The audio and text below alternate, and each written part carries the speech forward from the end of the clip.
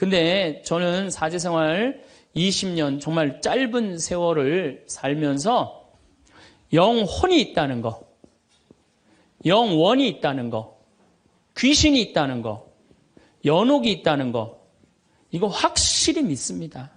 너무 많이 경험을 해서 그래요. 제가 10년 전에 본당 신부할 때, 능평 성당에서 본당 신부할 때인데 성가대가 밤샘 피정을 해달라고 해서 밤 10시부터 11시까지 강의를 했어요. 강의를 했는데 막 강의가 끝났는데 성당 앞길에서 차 부닥치는 소리가 났어요. 나가보니까 버스하고 승용차하고 정면 충돌을 했는데 승용차가 버스 밑으로 아예 들어갔어요. 근데 그 승용차에 누가 타고 있었느냐면 우리 본당 사회복지 분과장이 타고 있었어요. 그 자리에서 즉사했어요.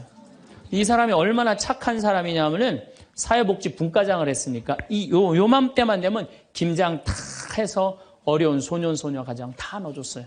쌀 떨어지면 쌀 떨어지면 체크하고 다 넣어주고, 성당 짓는다고 삽을 잡으면 삽자를 놓지 않은 형제야. 정말로 살아있는 천사예요, 천사. 그리고 그냥 3월달에 자기 부자니까 뒷마당에 뿅아리 100마리 풀어놓으면은 그냥 5월, 6월달 손님 오면 그거 잡아서 삼계탕 해주는, 정말 그야말로 천사야. 근데 그 자리에서 즉사를 한 거예요. 그래서 이제 부인이 시신을 분당 재생병원에서 옮겨갖고 새벽 2시에 다 검찰도 왔다 갔다 하고 그래갖고 새벽 2시에 시신 수습이 끝났어요. 그래서 상주들을 깨우러 간 거야. 근데 상주가 초등학교 5학년, 초등학교 3학년, 초등학교 1학년이야. 애들도 너무 예쁜 애들인데. 그래서 이제 엄마는 5살짜리 아이 5학년 아이를 깨운 거야. 일어나봐라, 아들아. 근데 이 아들이요, 눈을 비비면서 엄마 나 이상한 꿈 꿨어. 그러는 거야. 무슨 꿈 꿨냐 그러니까 아빠랑 꽃밭을 가는데 너무 꽃밭이 예뻤다는 거예요. 막 천국같이 예뻤다는 거예요. 근데 그 꽃밭을 끝을 갔는데 손을 잡고 가는데 꽃밭 끝에 갔더니 계단이 하늘로 나 있는데 양쪽에서 날개 달린 천사가 우리 집으로 빨리 올라오라고 막 손짓을 했다고. 그래갖고 내가 올라가려고 했더니 아빠가 내 손을 딱 놓더니 지금부터 나 혼자 올라가는 거라고, 넌 나중에 올라가라고. 그래갖고 아빠가 막 올라가는 꿈을 꿨다는 거예요.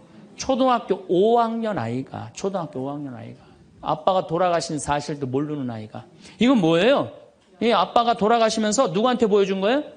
아들한테 보여준 거예요. 이런 일은 너무 많아요. 근데 나는 우리 집에 암 환자들한테 그런 얘기를 해요. 죽는 거 무서워하지 말아라. 그리고 왜 미리 땡겨서 걱정하냐. 3개월 후, 6개월 후에 죽을 거야. 지금 걱정하냐. 오늘 즐겁게 살자. 그러다 보니까 4년, 5년 살았으면 많이 사는 거죠. 6개월밖에 못 산다고 그랬는데. 그리고 내가 항상 그랬어요. 죽으면 행복한 대로 가는 거다. 맨날 그랬어요, 내가. 살아도 좋고 죽어도 좋고. 근데 이 분이, 이 글라라 자매가 뇌까지 전이된 상태에서 죽은 거예요.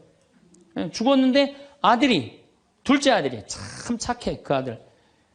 엄마 평상시에 죽으면 안 된다고 미리 이게 응급처치를 배운 거야. 엄마 혀가 말려 돌아갔는데 그걸 피고 막 심폐소생술을 하고 살려낸 거야. 그래갖고 이 글라라 자매 살아나서 이제 일산병원에서 내가 만났어. 글라라 자매 그러더라고. 신부님, 내가 정말로 죽음의 여행을 떠나는데 너무 황홀하고 행복했다는 거야. 정말 신부님 말대로 이게 죽는 게 이렇게 황홀하구나. 그냥 아들놈이 살려놓은 거야. 그냥 살려나갖고 그냥 깨보니까 그래서 한 3개월 정도 혼수 상태로 있다가 세상을 떠났어요. 나는 그분은 천당에 갔다고 확실히 믿습니다. 황창현 신부님의 행복 특강, 지금 바로 시작하겠습니다. 영상이 마음에 드신다면 구독, 좋아요, 알림 설정 부탁드립니다. 영상 후반부에 이것을 못 숨겨서 자식에게 탈탈 털린 어느 80대 할머니 사연도 함께 들으시면 좋겠습니다. 50대, 60대에 알아야 할 전문가의 인생 조언, 노후에 혼자서도 행복하게 지내는 법을 깨닫는 시간이 되시길 바랍니다. 우리가 이 세상을 살면서 내 마음 안에 천사하고 악마가 동거를 하는데 신앙생활을 하는 이유는 천사가 승리하기 위해서, 내 마음 안에 천사가 승리하기 위해서 신앙생활을 하는 거예요. 우리 인간은 나약하기 때문에 언제든지 악의 유혹에 넘어갑니다. 그러니까 예수님이 맨 마지막 주의 기도 바칠 때 악에서 구하소서 그러죠? 우리가 악에서, 오죽하면 예수님 맨 마지막에 그 기도를 했겠어요. 이 세상에 살아가면서 악의 유혹에 넘어가지 않을 사람은 한 사람도 없어. 매일 우리는 그 유혹에 넘어가요. 그 유혹을 물리칠 수 있는 능력이 바로 신앙생활이에요. 우리가 돌더러 빵이 되라고 그러는 거나 돌머리도로 서울대학 들어가라는 거나 다 뭐다? 욕심이다. 욕심이다. 욕심만 버리면은 우리 인간은 인생을 참 행복하게 살 수 있다. 예수님 말처럼 말씀이 가득 차 있으면은요, 인생이요, 조금 넉넉하지 않아도요, 즐거울 수 있어요. 미국의 제일 행복한, 우리나라도 마찬가지지만 제일 행복한 직업이 1위가 성직자예요, 성직자. 말씀이 있기 때문에 제일 행복한 말씀이 있기 때문에. 그래서 여러분들도 말씀이 내 마음 안에서 살아 움직일 수 있도록 깨어 기도해라. 그 아주 중요한 거예요. 원주 비행장이 있어요. 그래갖고 비행장이 있어서 재밌어요. 원주 비행장이 있어서 그 이글스라고 그 비행 전투단이 있는데 여기서 연습해. 우리 여기 평창 하늘에서 처음에 막 태극기 그릴 때 보면 막 엉망으로 그려요. 그 다음에 뭐 하트도 막 찌그러져서 그리고 한 2달 연습하면은 아주 잘 그려져요. 그래서 그 비행장이 있다. 신경 쓰지 마세요. 나한테 절을 하면 어떻게 한다? 권세와 영광을 주겠다. 우리가 악마의 유혹에 빠져서 나 잘난 척, 교만하느냐고 다른 사람 무시하고 주님을 섬겨야 되는데 주님도 안 섬기고 세상에 나만 섬기라고 나만 잘났다고 우리 유혹에 많이 빠진다. 그것도 안 되니까 이번에는 악마가 예수님을 예루살렘 성전 꼭대기에 데리고 올라가서 당신이 하느님의 아들이거든 뛰어내려 보시오. 시험하는 거예요. 여기 계신 분들 중에서도 주위에서 그런 소리 많이 들으실 거예요. 너 성당 나가는데 왜 너만 그 꼴로 살아?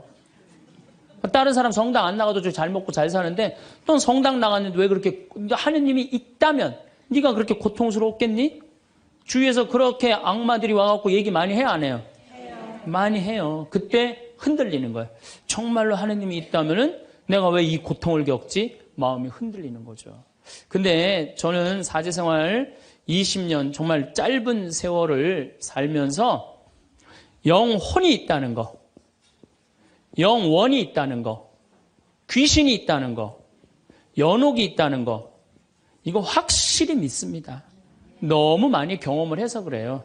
제가 10년 전에 본당 신부할 때, 능평성당에서 본당 신부할 때인데 성가대가 밤샘 피정을 해달라고 해서 밤 10시부터 11시까지 강의를 했어요. 강의를 했는데 막 강의가 끝났는데 성당 앞길에서 차 부닥치는 소리가 났어요. 나가보니까 버스하고 승용차하고 정면 충돌을 했는데 승용차가 버스 밑으로 아예 들어갔어요. 근데 그 승용차에 누가 타고 있었느냐면 우리 본당 사회복지 분과장이 타고 있었어요. 그 자리에서 즉사했어요. 이 사람이 얼마나 착한 사람이냐면은 사회복지 분과장을 했으니까 요맘때만 되면 김장 다 해서 어려운 소년, 소녀 가정 다 넣어줬어요. 쌀 떨어지면 쌀 떨어지면 체크하고 다 넣어주고 성당 짓는다고 삽을 잡으면 삽자를 놓지 않은 형제야. 정말로 살아있는 천사예요, 천사. 그리고 그냥 3월 달에 자기 부자니까 뒷마당에 뿅아리 100마리 풀어놓으면은 그냥 5월, 6월 달 손님 오면 그거 잡아서 삼계탕 해주는 정말 그야말로 천사야. 근데 그 자리에서 즉사를 한 거예요. 그래서 이제 부인이 시신을 분당 재생병원에서 옮겨갖고 새벽 2시에 다 검찰도 왔다 갔다 하고 그래갖고 새벽 2시에 시신 수습이 끝났어요. 그래서 상주들을 깨우러 간 거야. 근데 상주가 초등학교 5학년, 초등학교 3학년, 초등학교 1학년이야. 애들도 너무 예쁜 애들인데. 그래서 이제 엄마는 5살짜리 아이 5학년 아이를 깨운 거야. 일어나봐라, 아들아. 근데 이 아들이요, 눈을 비비면서 엄마 나 이상한 꿈 꿨어. 그러는 거야. 무슨 꿈 꿨냐 그러니까 아빠랑 꽃밭을 가는데 너무 꽃밭이 예뻤다는 거예요. 막 천국같이 예뻤다는 거예요. 근데 그 꽃밭을 끝을 갔는데 손을 잡고 가는데 꽃밭 끝에 갔더니 계단이 하늘로 나 있는데 양쪽에서 날개 달린 천사가 우리 집으로 빨리 올라오라고 막 손짓을 했다고. 그래갖고 내가 올라가려고 했더니 아빠가 내 손을 딱 놓더니 지금부터 나 혼자 올라가는 거라고. 넌 나중에 올라가라고. 그래갖고 아빠가 막 올라가는 꿈을 꿨다는 거예요.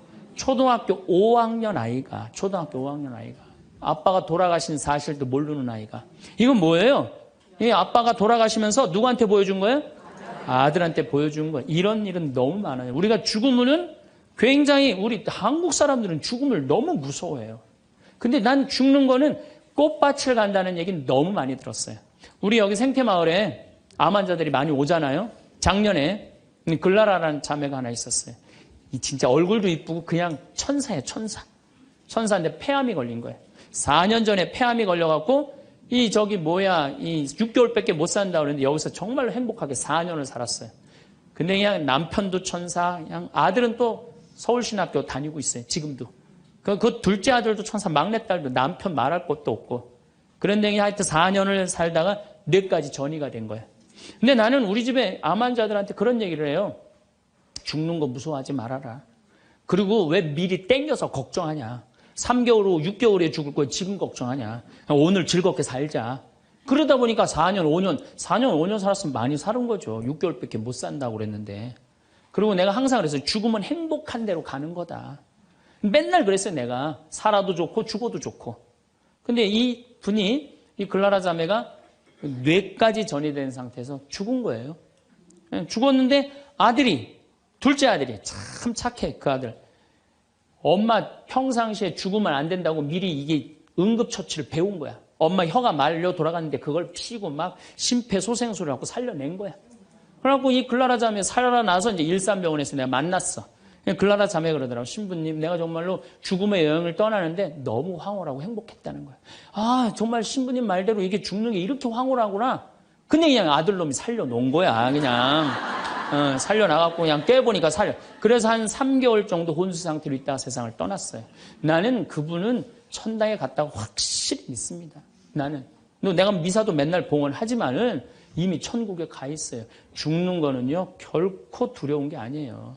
그리고 죽는데 꽃밭을 간다는 사람 난 너무 많이 봤어요. 미국에는 어떤 그 근사체험, 임사체험이라고 그래요. 죽음을 경험한 사람들 2만 명한테 물어본 거. 죽었다 살아 돌아온 사람들 3시간, 5시간 의학적으로는 죽었다 이런 사람들 3시간, 5시간 후에 살아 돌아온 사람들 물어보니까 모두가 공통적으로 뭐라고 그래요? 꽃밭을 간다는 모두가. 그리고 빛이 있는 대로 빨리 올라간다는 거. 내가 94년도에도 99살 먹은 할머니야. 병자성사라는데 내 손에서 마지막 기름을 바르고 내가 마지막 사제경까지 해주는데 돌아가신 할머니가 있어요. 근데 싹 영혼이 정말 올라가는 게 보이더라니까요. 싹 너무너무 행복한 영혼이 올라가는 게 보이는 거예요. 그래서 죽음은 뭐가 있느냐 그러지만 죽음은요 우리는 하늘나라로 들려 올려지는 거예요. 예. 난 내가 강의할 때 핸드폰을 넣어도 한 번도 승질을 부린 적이 없어 나는.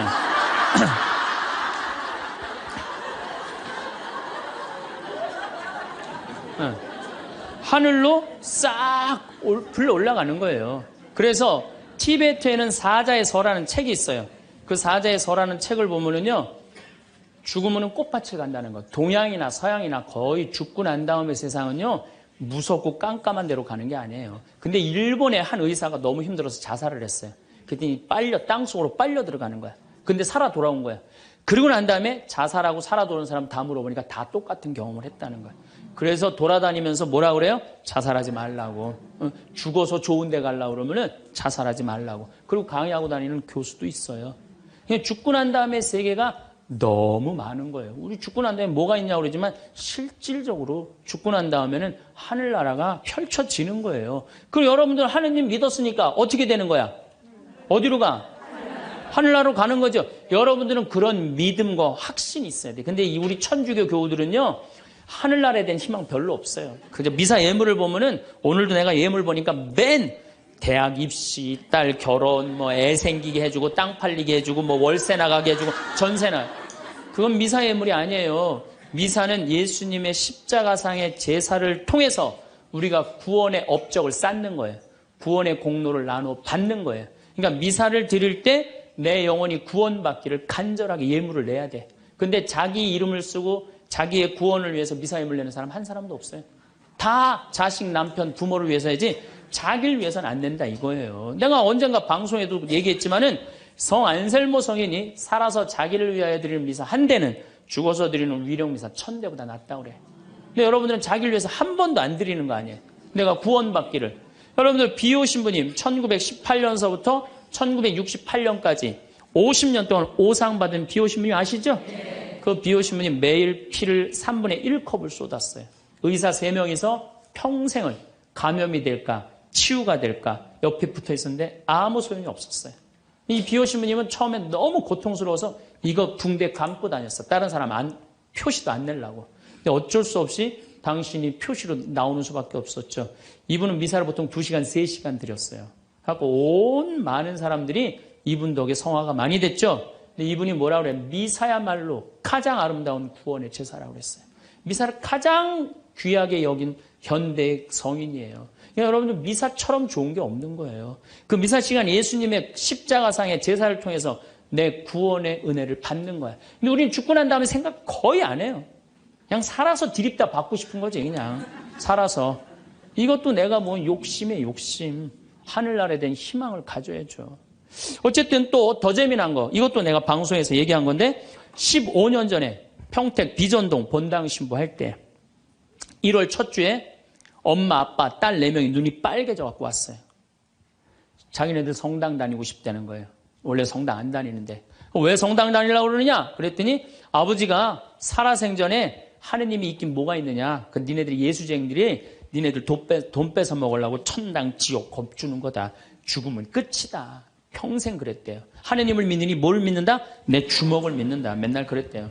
근데 이 할아버지가 12월 20일 날 돌아가신 거야. 돌아가셨는데 저승길이 있는 거야.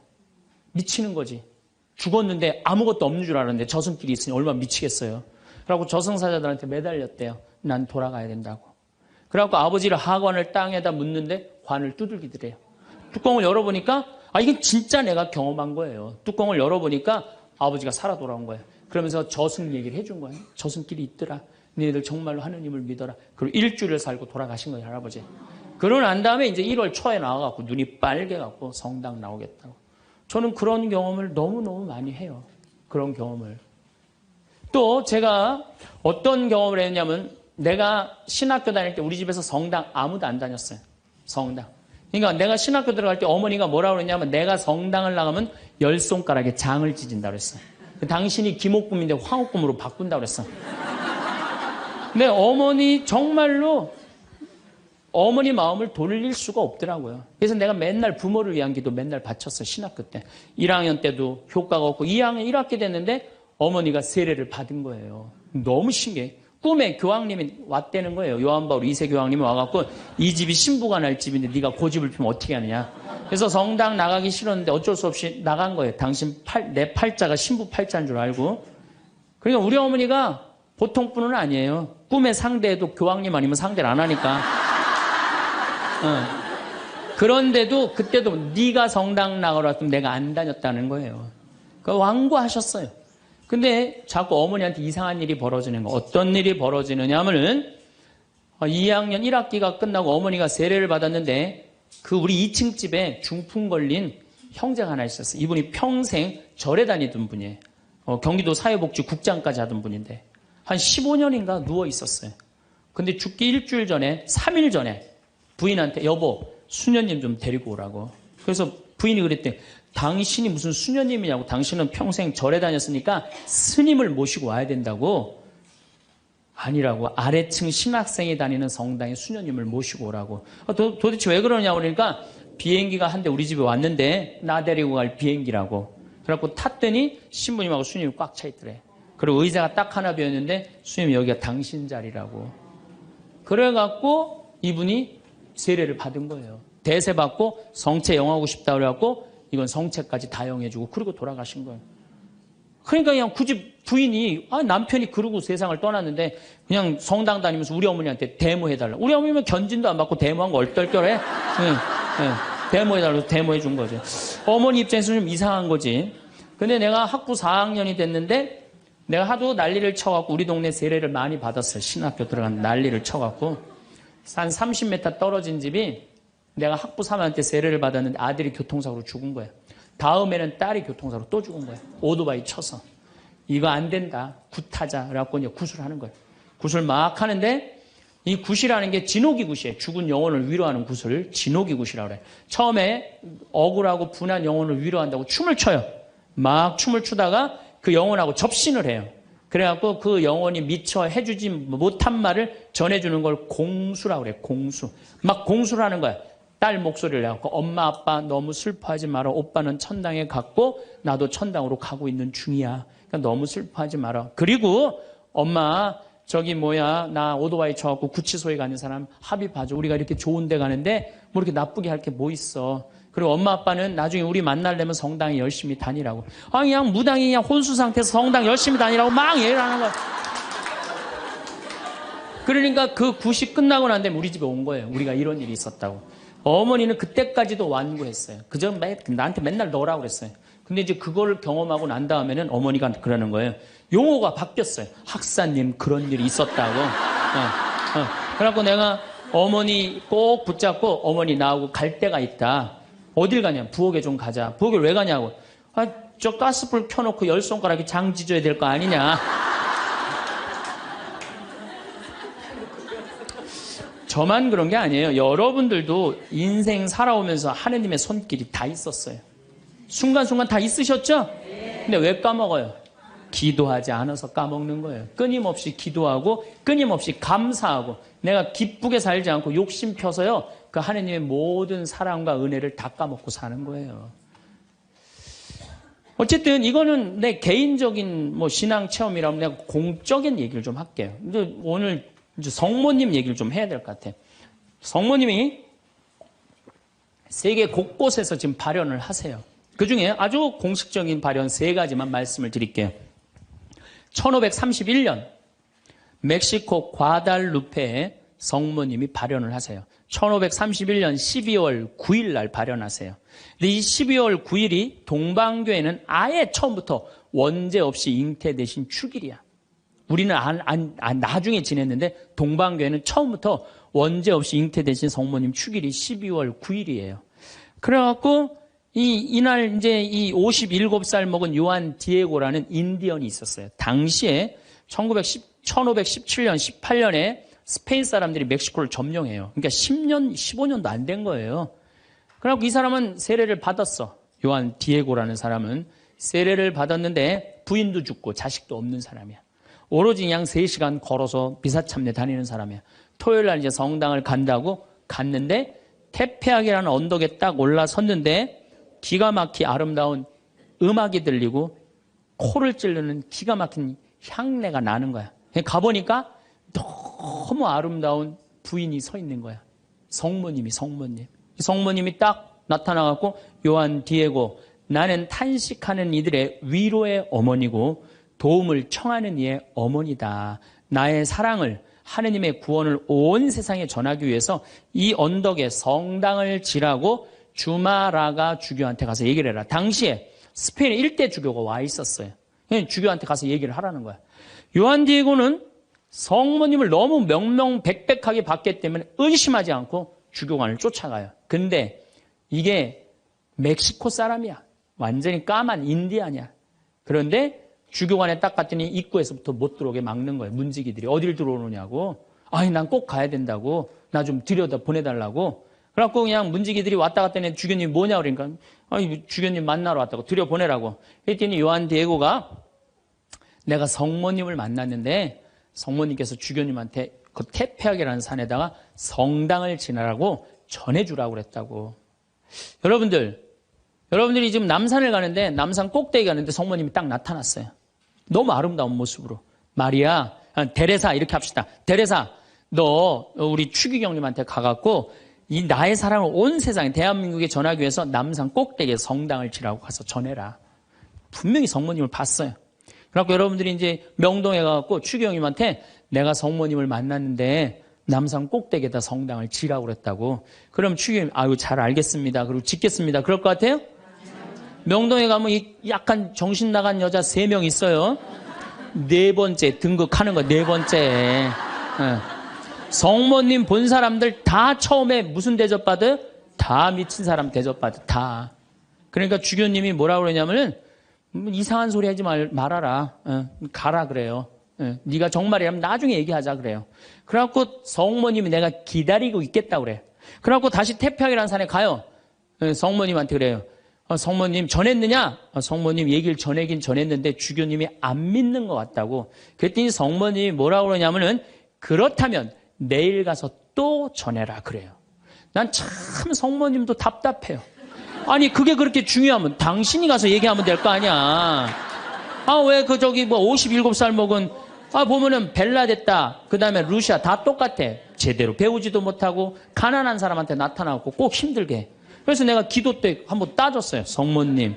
아니, 나타내려면 신부나 주교나 뭐 이런 사람한테 나타나갖고 확실하게 해지. 왜 그렇게 사람들이 힘들게 하느냐고 그랬더니 성모님이 하느님의 영광은 어린아이, 순수한, 미천한 사람을 통해서 드러나는 것이다. 그러시더라고요. 그래서 그건 이제 앞으로 안 따지기로 했어, 내가. 그래갖고 이 요한 디에고는 다음 날 주교님을 또 찾아가요. 또 문지기들이 모욕을 주죠. 이런 이 무식한 원주민 인디안이 어디 감히 주교를 만나느냐고. 그래도 이 요한 디에고는 애절하게 주교님을 만나자고 원해요. 하도 그러니까 어쩔 수 없이 주교님을 만나게 해줘요.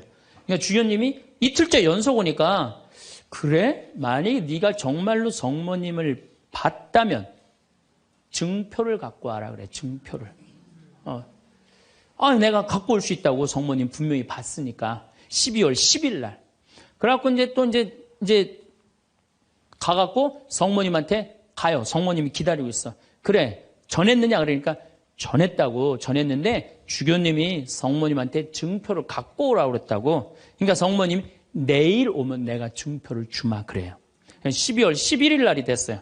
그래갖고 이제 이 요한 디에고가 가려고 그랬는데 요한 디에고 부인도 없고 자식도 없는데 삼촌 베르나르도라는 삼촌이 작은 아버지가 한 분 있는데 열병에 걸려갖고 돌아가시려고 그래요. 그러니까 병간호를 막 하는 거예요. 병간호 하느냐고 성모님한테 가긴 가야 되는데 이거 삼촌은 죽으려고 그러고 그래갖고 못 가요. 난 또 요한 디에고도 참 답답한 사람이야. 아니 그 대단한 성모님한테 갖고 낫게 해달라면 될 거 아니야. 그걸 또 그냥 자기가 간호한다고. 다음 날은 프란치스코 수도의 신부님 병자성사 죽을 것 같으니까 프란치스코 수도의 신부님 병자성사 모시러 간다고. 요한 디에고가 얼마나 재미있냐면은 테페하게라는 산을 비껴가요. 성모님 만날까 봐. 지금 누가 더 중요하다고? 이 본당시민이 더 중요하다 이거야. 병자성사 봐야 된다고. 막 가는데 성모님이 물어봐. 너 어디 가냐고. 네. 어디 가냐고 물어봐요. 그러니까 아니 삼촌이 작은아버지가 죽으려고 그래서 모시러 간다고. 걱정하지 말아라. 작은아버지 내가 치료해 줄 테니까 너 저 언덕에 올라가 봐라. 올라가 보니까 이 멕시코 시티가 2000m 상공에 있는 도시예요. 12월 달이면 굉장히 추운 도시예요. 그런데 장미가 펴 있는 거야. 가득. 그래갖고 너무 신이 나갖고 이 요한 디에고는 저기 멕시코 인디안들은 모자 동그란 거 쓰죠. 그 다음에 이 망토 쓰죠. 그 망토를 틸마라고 그래요.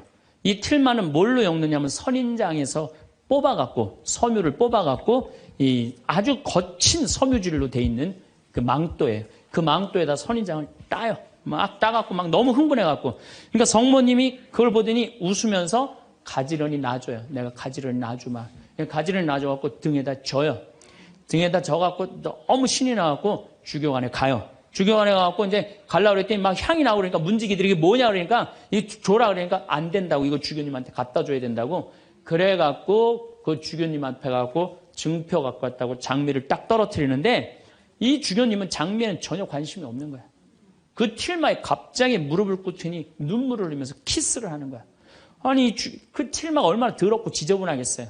왜 그러나 우리가 틸마를 내려봤더니 자기가 본 성모님이 그 틸마에 새겨져 있는 거야. 그대로. 그런데 이 새겨져 있는 색깔 자체가 이건 도저히 1500년대에 만들 수 없는 색깔이야. 너무 예쁜 거 성모님이. 너무 예쁘고 너무 곱고 옷 색깔도 너무 화려하고. 그러니까 과학자들이 계속 연구를 해봤어요. 과연 1500년대에 저 물감을 만들 수 있을까? 그 과학자들이 결론은 못 만든다. 그래갖고 그냥 이 소송당에 이제 주교님 소송당에 걸어놓고 성당을 진 거죠. 그리고 12월 10일 날 같은 날 성모님은 베르나르도라는 삼촌한테 나타나서 다 치유를 해줘요. 그리고 네 조카가 이런 기적을 발현을 봤다. 다시 한번 확증을 해주죠. 그 바람에 7년 사이에 인디언들이 멕시코 스페인 사람들이 무서워서 나와서 세례를 안 받거든요. 세례를 안 받다가 800만 명이 7년 만에 다 세례를 받아요. 나는 유럽 교회는 사도들이 전교를 했다면 아메리카는 성모님이 난 전교했다고 믿어요. 성모님이. 그래서 그 수많은 사람들이 순례를 하잖아요. 근데 더 기가 막힌 건 이 선인장에서 엮은 거는 30년, 50년이면 사고 없어져요. 근데 500년이 지난 지금도 그대로 모셔져 있는 거예요. 500년이 지난 지금도. 제가 지난 40일 동안 LA 순회 강연을 갔는데 중간 일주일 동안 성모 승천 대축일 그 기간 동안을 멕시코의 과달루페에 갔다 왔어요. 갔다 왔는데요. 1m 20된 그 성모님 사진이요. 그 틸마에 새겨진 게요. 저 아직도 살아있는 것 같아요. 너무너무 은혜롭고. 그러니까 여러분들 그 뭐 나는 신앙이 약하다. 성주순례 가면 돼. 성주순례. 성주순례 가갖고 하느님의 살아있는 증표를 보면 돼. 예루살렘에 가보고 이집트에 가보고 티베트 저기 이번에 저 지진 일어난 어디야? 터키도 가보고 그리스도 가보고 그러면은요 살아있는 하느님 역사 안에 왔다 가신 예수님을 만날 수 있어요. 그냥 그런 데는 안 가고 그런 데 돈 쓰는 건 아깝고 그냥 누워갖고 그냥 하느님이 있나 없나 이러고만 앉아있으니 무슨 돈으로 애 휴학시키고 학교 무슨 학교예요. 그냥 여러분들 영혼이 더 중요한 거지. 공부도 못하는 놈들 뭐하러 그냥 학교를 보내고 학원을 보내고 그래요. 그런데 더 기가 막힌 사건이 벌어져요. 1963년 성모님의 눈동자가 이상해서 사진을 찍어봐요. 사진을 찍어봤고 현미경으로 6배 확대를 해보니까 성모님 눈동자에 3사람이 있는 거야. 자세히 더 기가 막히게 해보니까 그건 그림으로는 도저히 불가능한 거. 비친 그 그림인데 첫 사람이 누구냐면 그 요한 디에고 초상하고 똑같은 거야. 두 번째는 주마라가 주교. 세 번째도 같이 있던 사람. 그게 500년이 지나도록 몰랐던 거예요. 물론 거기에 기적은요. 이거 한 3배만한 성당이 있는데 요만한 사진으로 꽉 찼어요. 그 과달루페 성모님을 통해서 기적이 일어난 건 뭐 말할 것도 없고 그건 말할 것도 없고 이 과달루페 성모님 이거 우리 이 사진에 이제 방송에 나갈 거예요. 성모님 딱 멋있게 나갈 거예요. 지금도 그 성모 저는 그 성주순례 가서 제가 거기서 미사도 봉헌했지만은 그 엘리베이터로 돼 있어요. 에스컬레이터라고 그러네요. 하도 사람이 많으니까 스면은 쭉 지나가서 볼 수 있어요. 그리고 또 뒤쪽으로 또 돌아. 그러면 또 뒷걸음막 또 쭉 가면서 볼 수 있어. 내가 묵주기도 5단을 하면서 그 성모님만 봤는데도요. 그렇게 은혜롭더라고요. 근데 그 사진도 지금 사갖고 왔는데 보고 있으면 너무너무 행복해요. 성모님이 얼마나 우리 아들 구원 사업을 많이 신경을 쓰시겠어요. 또 1858년 2월 11일부터 7월 16일까지 18번에 걸쳐서 벨라데타라는 소녀한테 나타나요. 루르드의 성모님. 이 피레네 산맥 밑에 있는 조그만 동네에 누르드라는 게 그거 보면 그냥 저 피레네 산맥이 꼭대기까지 보여요. 근데 이 아이가 너무 가난한 거야. 2월 11일 날 피레네 산맥 프랑스 끝에 있으면요 추워요. 너무 추워하고 땔감을 모으러 가. 막 땔감을 모으러 가는데 동굴에 빛이 나는 거야. 부인이 보이는 거야. 너무 아름다운 마담이 보이는 거야. 너 나한테 계속 올 수 있느냐? 네, 마담. 처음에 이름을 밝히지 않아요. 그리고 이 벨라데타도 14살 난 아이도 마담이라고 그래. 근데 동생한테 얘기를 해요. 야, 너 비밀 지켜야 된다. 내가 오늘 성모님 봤거든. 그러니까 아무한테도 말하지 말아라. 근데 이 동생이 집에 가자마자 엄마, 언니가 성모님 봤대. 그러니까 엄마가 어떻게 했을 것 같아요? 귀싸대기를 때려요. 그걸 쓸데없는 소리 하지 말라고. 그러니까 성모님 보고 되게 많이 맞아요, 보면은. 많이 맞아. 성모님 보는 게 좋은 거 아니야, 여러분들. 괜히 성모님 봤다 어디 가면 꼭 꽂은 사람 취급당하니까 나한테 성모님이 나타났으면 좋겠다. 그런 거 꿈도 꾸지 마세요. 쓸데없는 소리 하지 말라고. 그런데 계속 나가요. 그런데 2월 25일 날 성모님이 자꾸 그 동굴 밑을 파라는 거야. 자꾸 파니까 물이 솟아나오는 거야. 거기 씻어라. 그 사람들이 제가 뭐 성모님을 봤다니까 사람들이 모이기 시작하는 거야.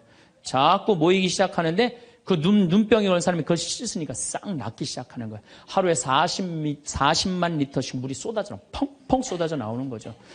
그러니까 자꾸 사람들이 이제 물어보니까 본당 신부님이 벨라데타를 불러요. 얘야, 너 그분을 만나면 성모님을 만나면 이름이 뭐냐고 물어봐라.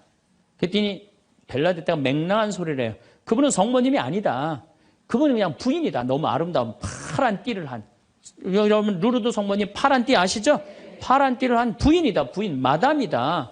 글쎄 마담이든 뭐든 이름을 좀 알아갖고 와라. 그래갖고 3월 25일 날 중요한 성모 용보 축일이죠. 만났어요. 만나갖고 이렇게 물어봐요. 마담, 본당 신부님이 이름이 뭔지 알아보라고 그랬다고. 그랬더니 성모님이 내 이름은 꾸에소에 에라 임마꿀라타 콘셉시우다 딱 그래요. 얘는 라틴어를 배운 적도 없는 애야. 그리고 그 피렌체 언어를 쓰는 아이야. 라틴어를 배운 적도 없는 아이인데 성모님이 꾸에소에 에라 임마culata 콘셉시오 이러니까 그거 안 까먹으려고 막 입술로 막 되네요. 꾸에소에 에라 임마culata 콘셉시오. 그래갖고 본당신부 문을 확 열면서 이름 알아왔다고 뭐라고 그러느냐? 꾸에소에 에라 임마culata 콘셉시오랍니다. 그랬더니 본당신부 너 그 무슨 뜻인지 어떻게 아느냐? 그랬더니 벨라데타가 뭐라 그러냐면 난 무슨 뜻인지 나 안 잊어먹으려고 이게 왜 우느냐고 죽을 뻔했다고. 정말로 그래요. 정말로. 너무 힘들었다고. 그래갖고 본당신부한테 얘기를 했는데 깜짝 놀라는 거 본당신부가. 왜 놀라느냐면 그게 무슨 뜻이냐면은 라틴어인데 임마culata가 깨끗하다라는 뜻이야. 콘셉시오라는 게 임신했다라는 거. 원죄 없이 잉태된 교리가 1854년에 반포가 돼요. 4년 전에 교황청에서. 그런데 성모님은 항상 당신에 대한 교리가 반포되면 발현을 통해서 꼭 알려줘요. 확증을 시켜주는 거죠. 그러니까 이게 발현인가 보다. 그래갖고 거기서 이제 성당을 짓고 수많은 사람들이 순례를 하고 거기에 이제 물이 펑펑 쏟아져 나와갖고 어떻게 수많은 사람들이 기적을. 그래갖고 거기도 의사들이 있어요. 이 자연치유냐 기적이냐. 뭐 기적을 함부로 해주는 건 아니지만 그래 거기 간 사람들이 다 그 물 먹고 많이 낫고 그러잖아요. 나는 그 루르드에 가서 난 루르드도 갔어요. 루르드도 어디야 테페야 과달루페도 가고 루르드도 갔어. 나도 거기 가서 세례했어요. 루르드에 나는 물에 들어가고 이렇게 기도했어요. 난 여기 온 걸로 족하니까 제발 나한테 기적 일으키지 말라고. 난 지금도 충분하다고. 그것만 해도 충분하죠. 이게 바로 루르드의 성모님이에요. 자, 세 번째 발현. 1917년 포르투갈 파티마의 발현이에요. 많이 들어보셨죠? 이 발현은 더 특별해. 9살 루시아, 8살 히아친타, 6살 프란치스코. 이 세 꼬마한테 나타나는 거예요. 얘네들 역시 당연히 뭘 몰라? 글 모르는 아이들이에요. 목동이에요, 목동. 맨날 양 풀어놓고 놀던 아이들이에요. 그런데 이 아이들은 더 특별한 일이 벌어집니다. 어떤 일이 벌어지느냐 하면은 1916년에 이 1차 세계대전 막 끝날 때 1916년에 천사가 나타나요. 3번 나타나요. 너희들한테는 특별한 분이 올 거니까 묵주기도를 열심히 해라. 이렇게 얘기를 해요. 마지막에는 성체까지 영해줘요. 천사가. 특별한 경우죠. 그래갖고 5월 13일 날, 1917년 5월 13일 날, 이날도 이 아이들이 막 양 풀어놓고 신나게 노는데 성모님이 떡갈나무 위에 탁 나타나는 거예요. 너무 아름다운 성모님이.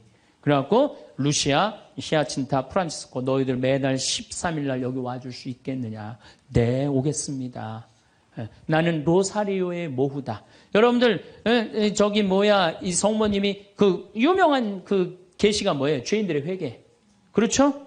그 다음에 또 뭐가 있어요? 연옥 영혼들을 위해서 기도하고 그 다음에 공산주의 회개를 위해서 기도하라는 그 세 가지 성모님이 내리신 계시죠. 뭐 당연한 거죠. 그런데 7월 13일 날은 이 루시아가 천당, 지옥, 연옥을 세 개를 다 봐요. 그리고 이 루시아는 오랫동안 살죠. 오랫동안 사는 히아친다고 프란치는 중간에 다 죽지만 어렸을 때 루시아한테는 특별한 성모님이 계시를 많이 했죠. 근데 9월 달에 사람들이 3만 명이 모여요. 3만 명이. 왜 3만 명이 모이냐면은 자꾸 너무너무 유명해지니까. 그런데 이때 꽃비가 막 내리는 거야. 근데 사람들한테 올 땐 다 녹아내리는 3만 명이 다 같이 경험을 하는 거예요. 10월 달에는 마지막 발현 때는 7만 명이 모여요. 7만 명이. 그런데 전날부터 폭우가 쏟아지는 거야.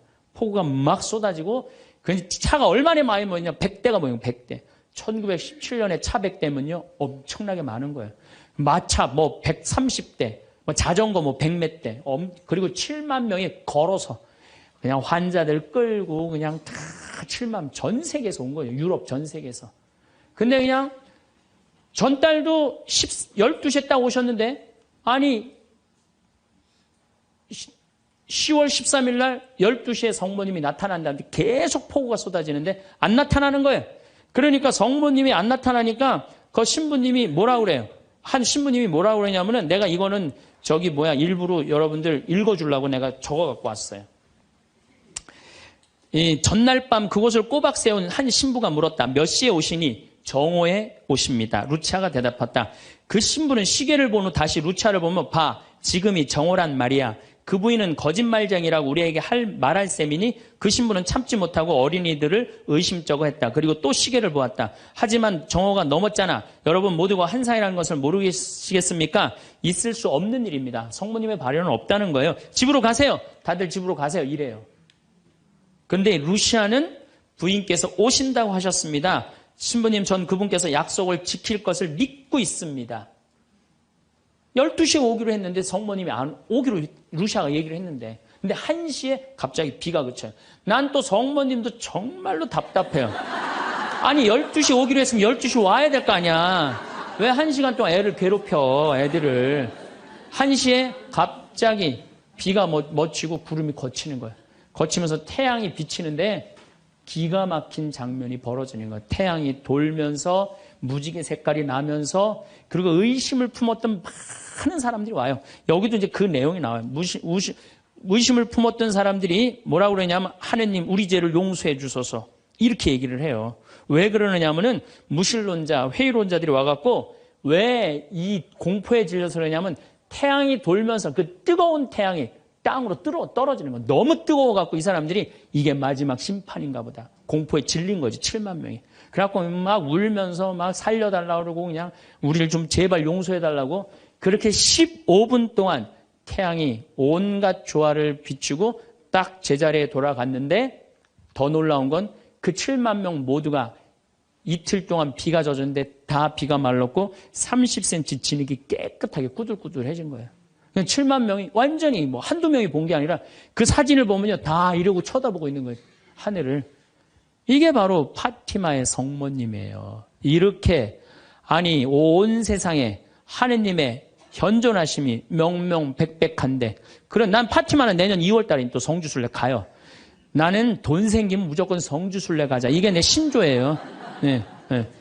이제 파티마에 갈 거예요. 여러분들도 성지 다니세요. 예루살렘도 가시고, 제발. 아니, 개신교 다니는 분들은 어떻게 해서든지 돈 모아서, 개 모아서 가는데, 천주교들은 안 가. 우리 하늘나라에 대한 희망이 없어서 그래요. 어떻게 해서든 이 세상에서 복 받으려고 돈 조금 쓰는 거 아까운 거야. 내가 첫날 말했죠. 돈은 쓴 것만 내 돈이에요. 여러분들 아껴봤자 아무 소용 없어요. 그것도 성주순례 가기 위해서 어떻게? 쓰셔요. 네.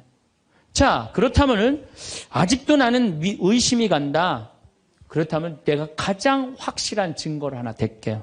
그게 뭐냐면 예수님이에요. 예수님. 예수님이라는 분이 2000년 전 이 세상에 왔다 가셨어요. 아니, 그분이 안 왔다 갔다 하면 베드로라는 존재가 탄생했겠어요? 안 탄생했겠어요? 베드로라는 사람은 탄생할 수가 없어요. 베드로, 2대 교황 리노, 3대 교황 클레토, 4대 교황 클레멘스, 알렉산더, 식스토, 이래갖고 지금 교황이 265대예요. 2000년 동안 한 번도 끊어지지 않고 그 전승이 내려온 거예요.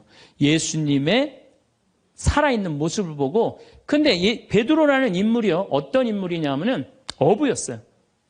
그 갈릴레 호수의 어부였어요. 그리고 사나이 중에 사나이였어요. 남자 중에 남자였어요. 예수님 정말로 지켰던 사람이에요. 마지막에 배신 좀 해서 그렇지.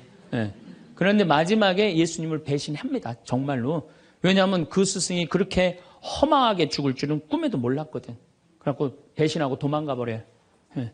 그런데 부활했다는 거야. 그래도 안 믿어요. 그래도 안 믿고 어떻게 갈릴레 호수 가고 물고기를 잡아요. 근데 또 나타난 거야. 미치는 거지, 베드로는. 아니, 그냥 죽었으면 한 일주일 후나 한 달 후에 나타나면 얼마나 좋아. 계속 3일 만에 계속 나타나네. 그러니까 물속에 뛰어들고. 그리고 40일 동안 예수님하고 생활하면서 이 사람의 인생은 완전히 바뀌어요. 어떻게 바뀌느냐. 베드로가요, 대단한 말 하지 않아요. 돌아다니면서 내가 예수님을 만났는데 이 예수님이 십자가에 못 박혀서 처참하게 돌아가셨는데 3일 만에 부활하셨다. 자, 내 예를 들면 좀 그렇고, 여러분들 만약에 본당 신부님이 죽었는데 3일 만에 다시 살아났어. 완전히 땅까지 다 묻어놨는데 3일 만에 주일날 딱 나타나갖고 나하고 같이 밥 먹자 그러고 강론을 했어. 여러분들 주에 나가고 우리 신부님 죽었는데 3일 만에 살아나왔다고 얘기할 것 같아요, 안 할 것 같아요? 아마 온 세상 돌아다니면서 얘기할 거예요. 그렇죠? 그 경험이 베드로한테 있었던 거예요. 그 예수님을 40일 동안 보고 가만히 있을 수가 없었던 거야. 이젠 죽음도 불사하는 거지. 그 12제자가 다 같이 경험한 제자 11제자가 온 세상을 돌아다니면서 그걸 전한 거예요. 그 전한 게 지금까지 우리한테 내려온 거야. 그러면 이 성서, 그 사람들이 이제 베드로가 전한 얘기를 적어갖고 성서 안에 예수님을 써놓은 거예요. 우리가 성서에 예수님이 한 말씀은 살아 움직이는 그분의 2000년 전의 현존이야, 현존. 그것만 읽어도 가슴이 아마 미어 터질 것 같아요. 근데 그냥 성서도 안 읽고 성지순례도 안 읽고 그냥 맨날 천장에 누워갖고 예수님 있는 거야 없는 거 이러고 의심을 하고 앉아있으니 이게 얼마나 한심한 유혹에 얼마든지 빠질 수 있어요. 자, 그랬더니 이제 여러분들 이제 오늘 이제 신앙심이 생겼어. 좀 생겼어요? 네. 그래, 맞아. 생겼어. 이제 하나님은 확실히 계신 거야. 성모님도 있고 예수님도 있고 오늘은 굳건한 마음으로 믿음으로 돌아갔어. 오늘 잘 때요. 악마가 와서 뭐라고 그럴 것 같아요. 야, 그거 신부님 그거 개인적인 얘기지. 그건 아니야. 있긴 뭐가 있어. 없어. 계속 끊임없이 유혹받아요. 그렇다면 우리가 이 유혹에 안 빠지려면은 어떻게 해야 되느냐? 유혹에 안 빠지려면은요. 끊임없이 기도해야 돼. 그렇죠? 그 다음에 항상 기뻐해야 돼. 신앙인의 기본은 뭐예요? 항상 기쁜 거예요. 기쁜 사람은요, 유혹에 안 빠져요. 왜? 이 기쁜 사람은요, 욕심이 없어요.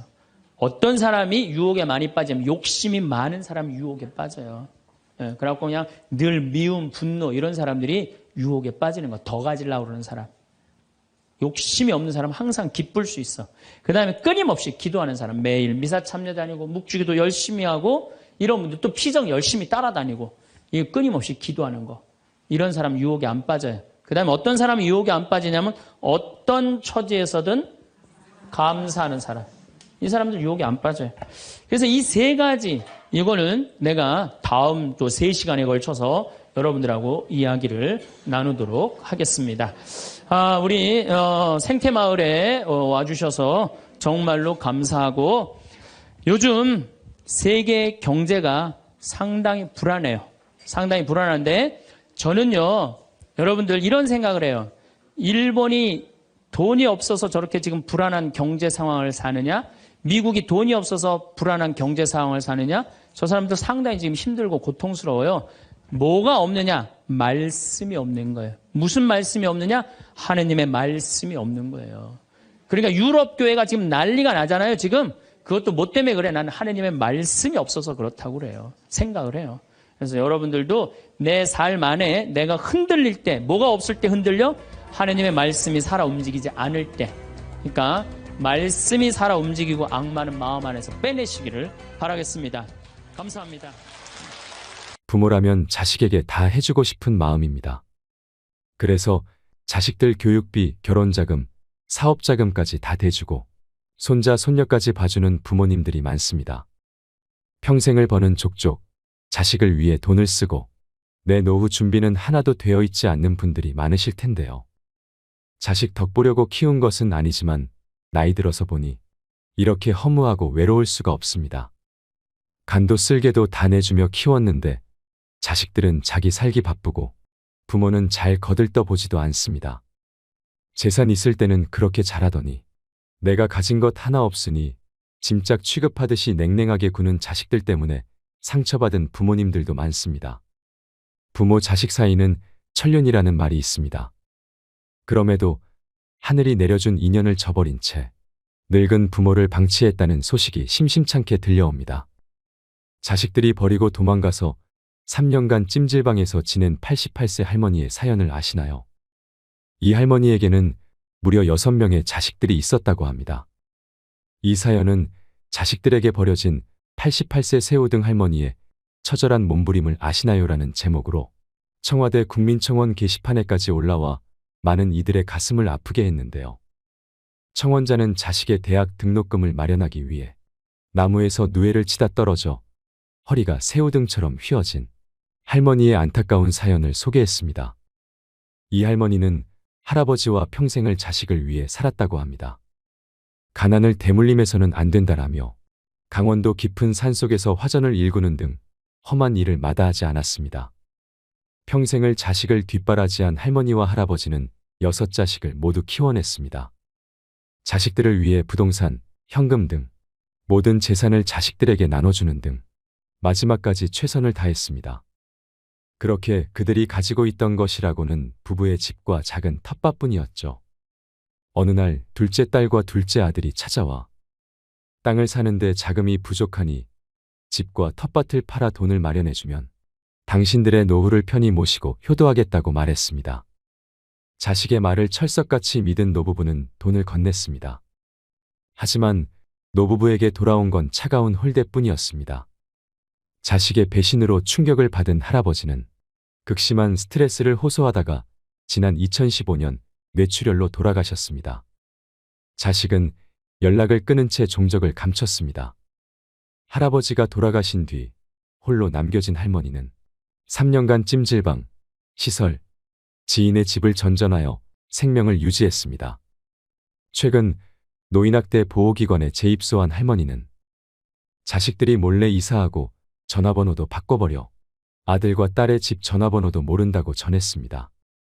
세상에 홀로 남겨진 할머니는 자식을 잃은 슬픔과 깜깜한 미래를 걱정하며 하루하루를 버틸 뿐이었지요. 요즘에는 많은 사람들이 자식 덕볼 생각 말아라고 말합니다. 말년에 편할 줄 알았는데 혼자 독수공방하며 키웠건만 대학 졸업 후 결혼하더니 이것들이 엄마 알기를 마당에 똥개 취급합니다 하며 서러움에 우는 분들도 있습니다. 고령화 시대, 이제는 부모를 버려야 한다. 부모를 버려야 자식이 산다라는 자극적인 문구를 내세우며 언론에서는 너나 할 것 없이 앞다퉈서 우리의 안타까운 현실을 고발합니다. 지난 15일 보건복지부가 발표한 보고서에 따르면 지난해 노인학대 신고 건수는 무려 1만 6천 건에 달한다고 합니다. 하루에 약 44건의 신고가 접수된 것인데요. 연도별 학대 신고 건수도 꾸준히 증가하고 있습니다. 그런데 이 학대의 장소가 대부분 가정에서 일어난다는 것을 알고 계신가요? 전체의 85%가 가정 내에서 발생한 학대였다고 합니다. 사랑하는 자식에게 학대를 당한 노인들의 가슴에는 시퍼런 멍만 남습니다. 초고령화 사회로 접어들고 있는 만큼 자식에게 버림받는 부모의 사연은 가볍게 봐서는 안 될 문제입니다.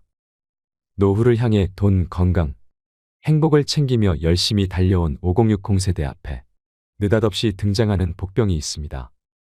독립하지 못하는 성인 자녀, 갑자기 닥쳐오는 부모의 간병, 황혼이 온 리스크가 그것들로 모두 사랑하는 가족과 관련됩니다. 인생의 함정과도 같은 이 위기를 잘 극복하려면 무엇을 준비해야 할까요? 오늘은 부모의 노후를 갉아먹는 자녀 리스크에 관한 이야기를 해볼까 합니다. 부모 품으로 돌아가는 성인 자녀, 이른바 캥거루족이 늘고 고령화되고 있습니다. 연구에 따르면 만 19에서 49세 성인 남녀 중 30%가 부모와 동거 중입니다. 40대라 해도 미혼 자녀는 50%가 부모와 함께 삽니다. 만원과 비혼 풍조가 퍼지고 취업난과 주거비 부담이 겹치면서 자녀들이 독립하지 못하고 있는 것입니다. 사실 캥거루족 증가는 세계적 추세이기도 합니다. 베이비붐 세대가 고도경제 성장에 편승해 사회적 입지를 굳히고 자산을 축적한 반면 그 2세들은 성장이 둔화되는 시기에 사회에 진출했습니다. 그래서 MZ세대는 부모보다 가난한 첫 세대라 불립니다.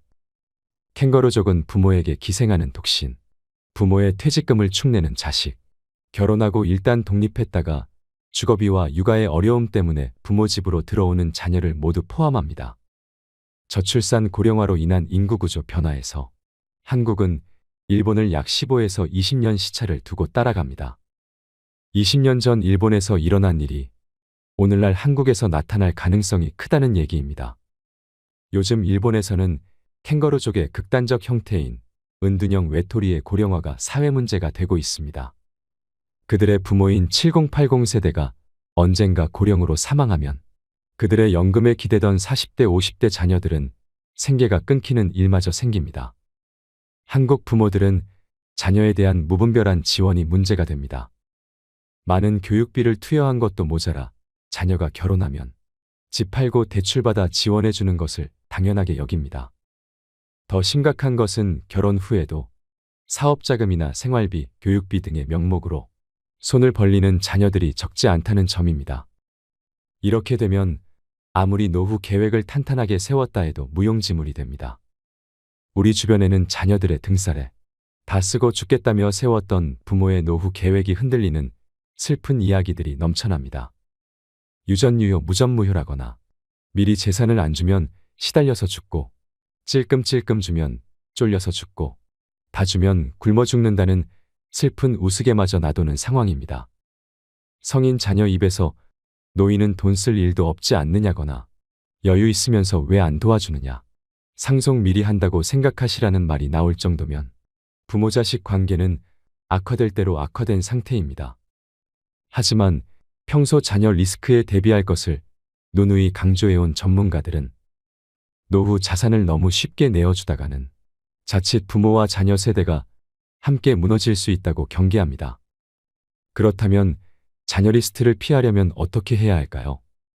첫째, 자녀에게 경제적 자립심을 갖게 해주고 금융 교육을 시키는 것이 명문대 졸업장보다 훨씬 중요합니다.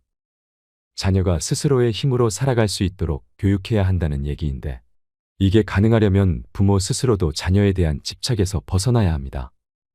특히 저성장 시대에는 여건에 맞게 소비를 조절하고 절약하는 능력이 절실해집니다. 둘째, 은퇴. 노후 전문가들은 목돈은 가능하면 현금 흐름으로 바꾸라고 조언합니다. 노인의 재산을 호시탐탐 노리는 세력은 도처에 있다며 목돈 그 자체가 폭탄 같은 위험물이라고 말합니다. 목돈을 연금이나 배당 수익이 나오는 형태로 묶어놓으면 자녀이건 사기꾼이건 손 뗄 수 없고 노인은 시간을 자신의 편으로 만들 수 있다는 것입니다. 여기 두 노인의 사례가 있습니다. 10억 이상의 현금을 가졌던 A노인과 해마다 4천만 원 연금을 받는 B노인의 노후 비교입니다. 두 분 모두 노안으로 10년째 요양시설에서 생활하고 있습니다. 자녀들은 극진히 모시지만 긴 병에 효자는 없는 법이죠. 그런데 A노인의 자녀들은 시간이 갈수록 어머니가 빨리 돌아가시기를 바라는 반면 B노인의 자녀들은 오래오래 사시기를 바라더라고 합니다. 왜 그럴까요? 목돈은 주인이 오래 살수록 줄어들지만 연금은 삶을 이어가는 한 따박따박 나오니 오래 살수록 유리하다고 생각하는 것입니다. 참 현실적이면서도 안타까운 얘기가 아닐 수 없습니다. 셋째, 부모의 자산 상태와 노후 계획에 대해 자녀들에게 정확히 설명해주고 부모의 노후도 소중하다는 점을 공유해야 합니다. 부모 재산의 소유권은 부모에게 있다는 점도 분명히 해둘 필요가 있습니다. 50대, 60대는 자녀 교육에 올인하는 동시에 부모 봉양 부담도 짊어진 낀 세대입니다. 부모 세대가 80세를 넘어서면 건강이 급격히 악화되고 보살핌이 필요해지는 경우도 생깁니다. 자신의 노후 준비도 안 돼 있건만 기나긴 간병 부담에 맞닥뜨리는 것입니다. 독박 간병의 고통은 겪어보지 않은 사람은 알 수 없습니다. 특히 노인의 정신적 퇴행을 가져오는 치매는 간병하는 사람의 심신을 갉아먹는 재앙에 가깝습니다. 부모님은 내가 모시고 간다. 2013년 한류스타의 아버지가 이런 유서를 남기고 부모님과 함께 세상을 뜬 사건이 일어나 세상을 놀라게 했습니다. 평소 극진한 효자였던 아버지는 연예인인 자녀들을 배려해 혼자 부모 간병 부담을 짊어졌고 우울증에 걸렸을지언정 힘들다는 내색조차 비치지 않았다고 합니다. 오랜 세월 부모님 밥을 떠 먹여 드릴 정도로 간병에 몸바쳐온 효자가 부모를 돌아가시게 한 페류나가 돼버린 것입니다. 그들을 사지로 내몬 것은 효도하는 자식이었을까요? 아픈 부모였을까요? 우리는 이런 문제들에 대해 진지하게 고민해야 합니다. 이 문제를 먼저 맞닥뜨린 일본에서는 노후에 닥칠 가장 큰 위험으로 간병 파산을 들고 있습니다. 돈 문제뿐 아니라 간병 탓에 직장을 포기하거나 이혼하는 경우도 적지 않습니다. 간병퇴직이 신조어가 됐을 정도입니다. 노인이 노인을 간병하는 노노 간병, 병자가 병자를 간병하는 상황을 견디다 못해 함께 이 세상을 져버리는 일도 자주 벌어집니다. 부모 간병을 둘러싼 잔혹사는 각종 언론 매체에서 다뤄지고 있습니다. 얼마 전에는 이제는 부모를 버려야 한다라는 섬뜩한 제목의 책도 나왔습니다. 전문가들은 입을 모아 말합니다. 고령화 시대에도 과거처럼 자녀와 부모에 대한 유교적 관념에 집착하다가는 다 함께 쓰러지게 된다라고 말이죠. 책의 내용은 이렇습니다. 직장도 그만두고 노부모를 돌보던 40대 딸이 차에 부모를 태운 채 강에 뛰어들어 노부부는 사망하고 자신만 살아남았습니다. 어머니는 10여 년 전부터 치매 증세였고 아버지는 질병으로 열흘 전 일터를 그만뒀습니다. 사건이 벌어진 날은 가족이 생활보호를 신청해 통과된 날이었습니다. 피로와 비관에 찌든 아버지가 다 함께 가자고 제의했고 딸이 동의했지요. 작가는 딸이 부모를 일찌감치 버렸다면 이 같은 비극은 막을 수 있었다고 주장합니다. 만약 직장까지 그만두고 희생을 자처한 딸이라는 보호자가 없었다면 노부부는 더 일찍 더 많은 지역사회의 보살핌을 받을 수 있었을 것이고 이러한 가족의 비극을 막을 수 있었을 거라는 얘기입니다. 노인 간병은 길게는 10년 넘게 이어질 수 있습니다. 간병 때문에 직장이나 결혼 등 자신의 삶을 포기해서는 안 되는 이유입니다. 부모를 돌보다가 혼기를 놓친 자식들의 이야기는 한둘이 아닙니다. 독박간병은 사람을 피폐하게 만들기 쉽습니다. 방문요양, 요양병원, 요양원 간병인 등 동원 가능한 사회적 지원을 모두 활용할 생각을 해야 합니다. 사회적으로 부모님이나 가족, 보살핌이 필요한 우리 주변의 모든 이들을 믿고 맡길 수 있는 요양제도를 구축해야 합니다. 세월이 흘러 현재의 5060세대가 간병이 필요해진다면 어떨까요? 5060 세대는 대체로 형제가 여럿이어서 간병의 부담을 나눌 수 있었지만 자녀 세대는 한두 명에 불과합니다. 자녀가 결혼을 해도 각자 자기 부모의 간병조차 버거울 것임을 알 수 있습니다. 최악의 상상이지만 70대 부모와 90대 조부모가 모두 간병이 필요한 경우 자녀 세대 각자에게 4명분의 부하가 걸릴 수도 있습니다. 결국 5060 세대는 자녀에게 간병을 기대할 수 없다는 얘기입니다. 5060 세대는 밑빠진 독에 물 붓듯 교육비를 쓰는 대신 훗날 사랑하는 자녀에게 부담을 주지 않기 위해 스스로의 간병을 준비한다는 마음 자세가 필요합니다. 자식한테 퍼주지 말고 스스로 잘 움켜쥐고 살아야 합니다. 몇 년간 끊임없이 SNS를 타고 돌아다니는 괴담이 하나 있습니다.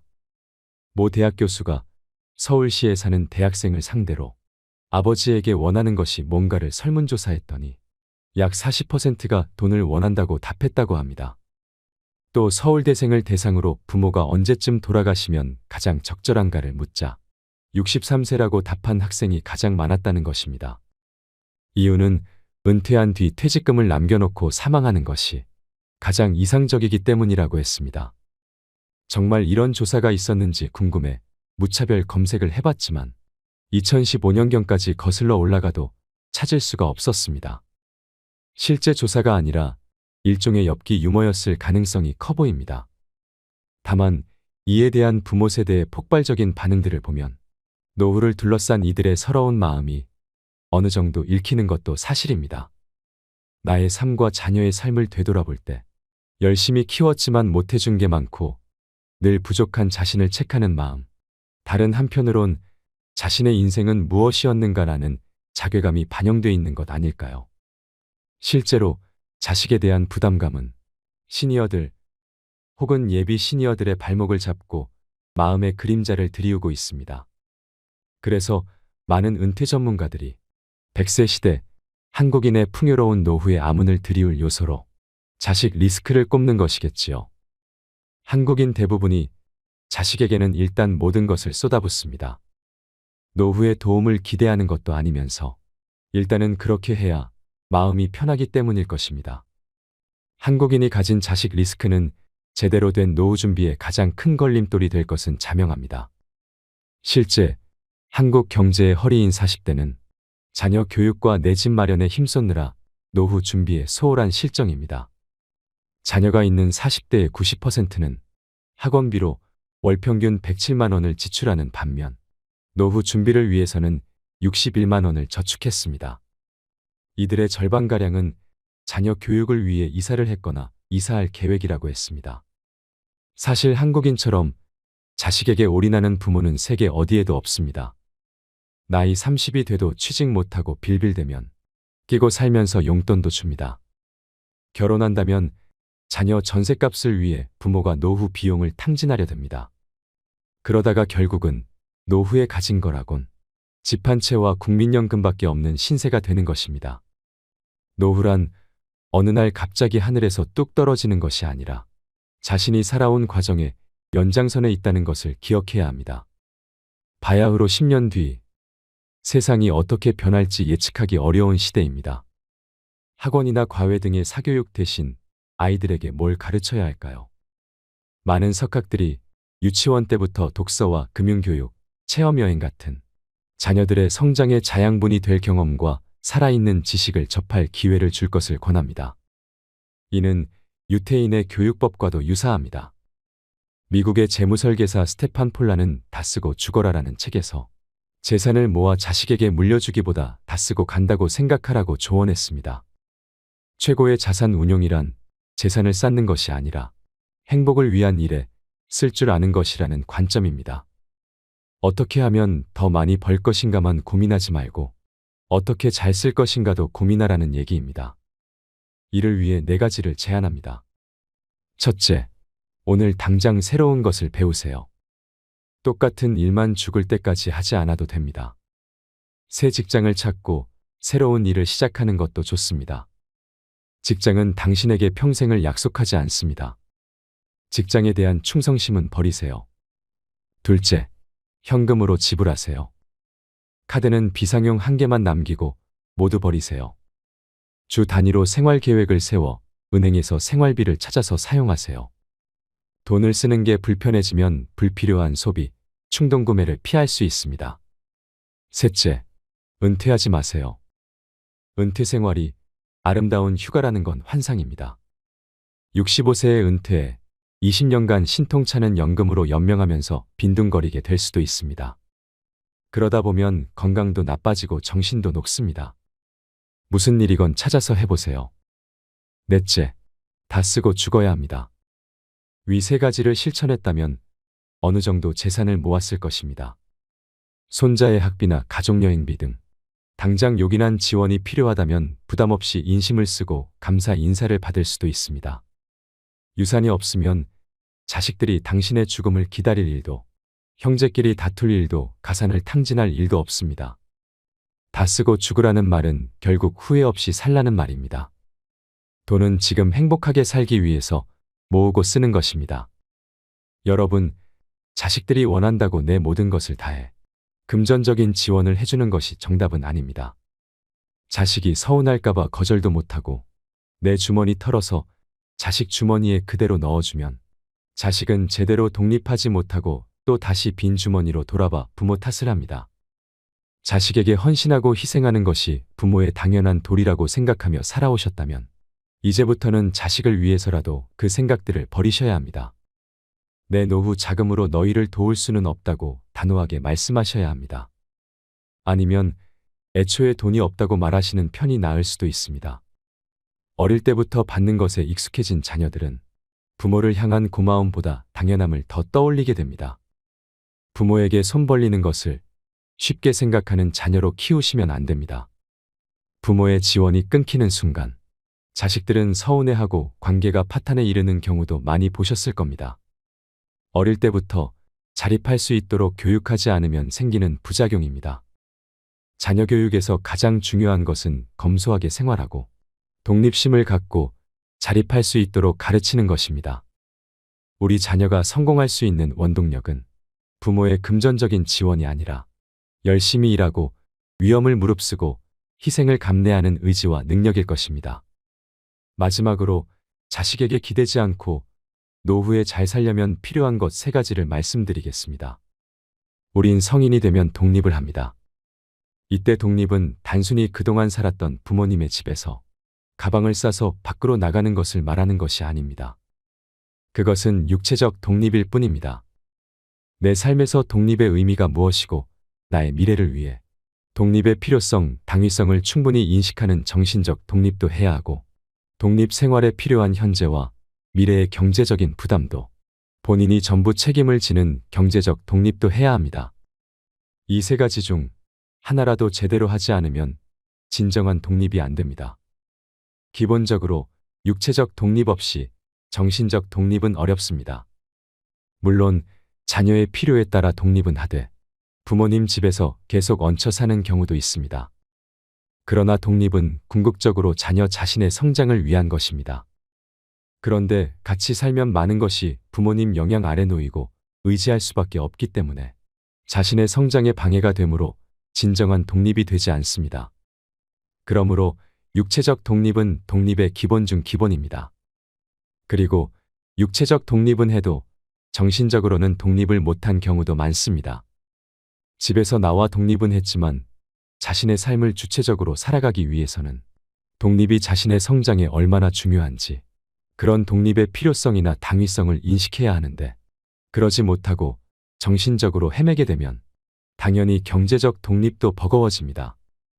정신적 독립이 되지 않으면 경제적 독립도 같이 안 되고, 또 경제적 독립이 되지 않는 사람은 정신적 독립이 제대로 될 수가 없습니다.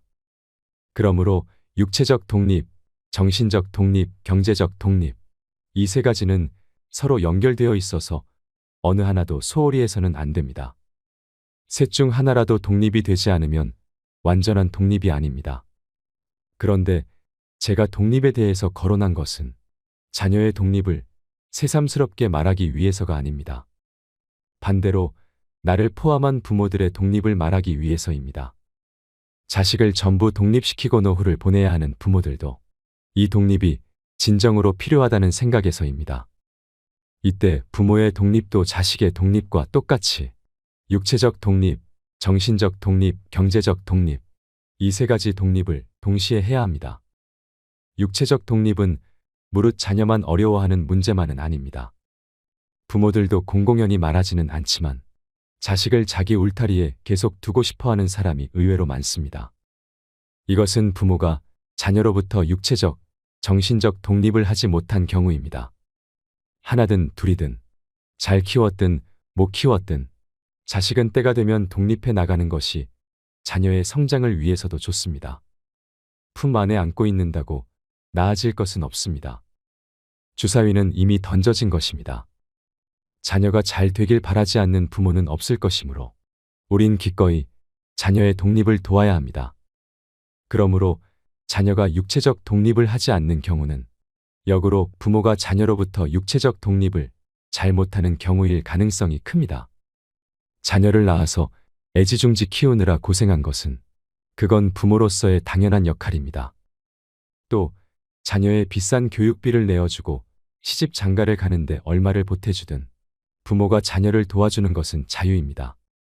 그러나 그렇다고 해서 자녀가 부모를 공양해야 한다든가 효도를 해야 한다든가 하는 생각은 완전히 버려야 합니다. 자녀가 진정한 독립만 한다면 부모로서 더 이상 바랄 것도 고마울 것도 없습니다.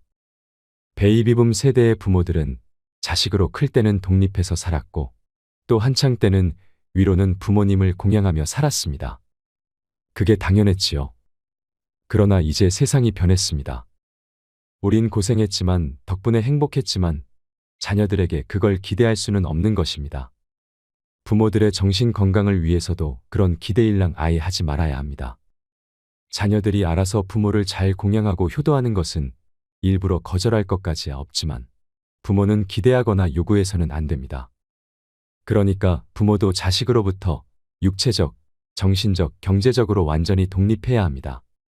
부모로부터 완전한 독립을 해야 자녀가 진정으로 성장하듯 자녀로부터 완전한 독립을 해야 부모도 진정으로 행복해질 수 있습니다. 노후의 3대 괴로움은 가난과 병과 외로움이라고 합니다. 때문에 나이 들어서 요양원, 요양병원에 가지 않으려면 육체적 독립, 정신적 독립, 경제적 독립이 필요합니다. 혼자서도 행복하게 잘 살려면 자식이나 다른 사람에게 의존하지 않을 수 있도록 내가 좋아하는 취미가 있어야 합니다. 하루하루를 재밌게 살아갈 수 있는 연습을 하셔야 합니다.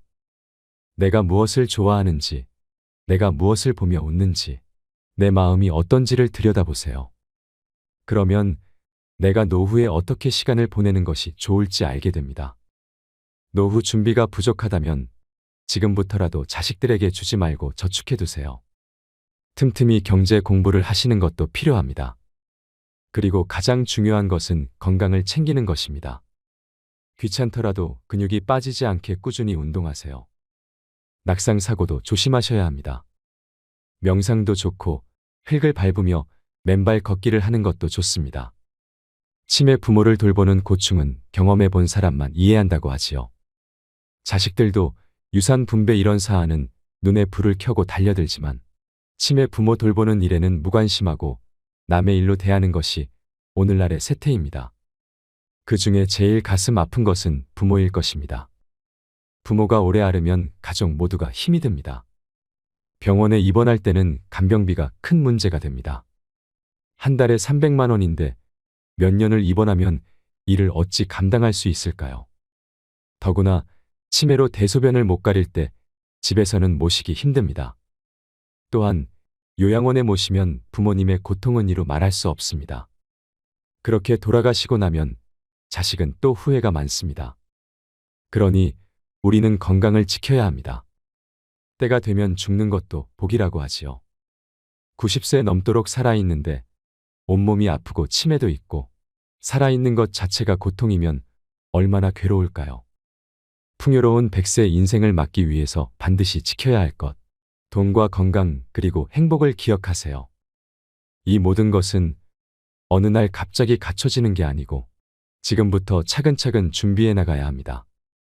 돈과 건강과 행복을 잘 지키셔서 인생 2막을 잘 보내시길 바랍니다.